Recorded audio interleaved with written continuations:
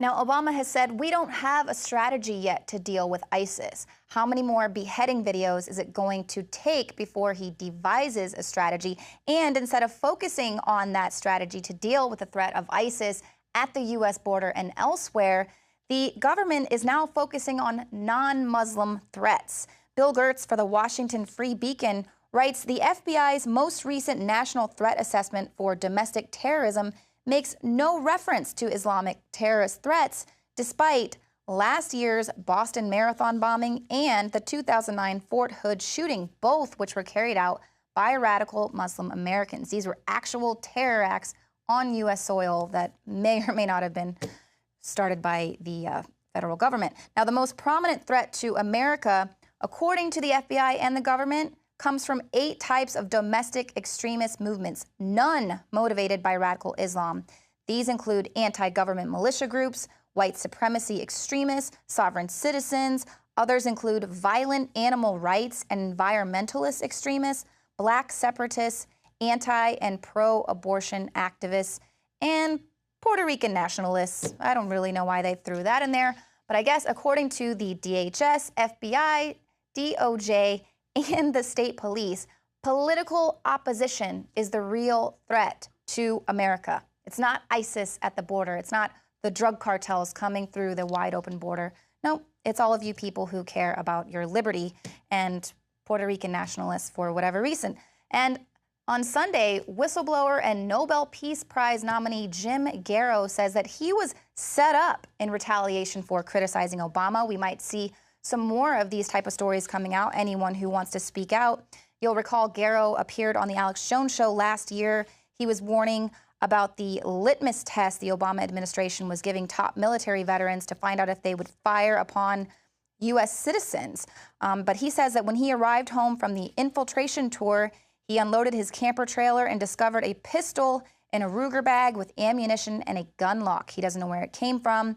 He called his son-in-law, who is a cop, and his son-in-law, Chris Nielsen, confirmed that it is a restricted weapon like the one that he was forced to turn in. His son-in-law then turned him into the police. Now Garrow says he's facing 4 charges, and he contests that he has no idea where this gun came from. Now, a recent article in the Army Times reports that the Army is now seeing megacities like what they're planning for Austin and Dallas and Houston and other megacities. These will be the future battlefield. Now, the future of armed combat, which will revolve around the neutralization of groups who can influence the lives of the population while undermining the authority of the state. So Garrow's article really got a lot of outcry for people saying, wait a minute, the military is being asked to fire upon Americans. So here he's being targeted. The plan foresees an unprecedented realignment of U.S. military strategy that are going to be focused on putting boots on the ground in megacities to deal with politically dispossessed populations while relying on more lethal and more autonomous methods.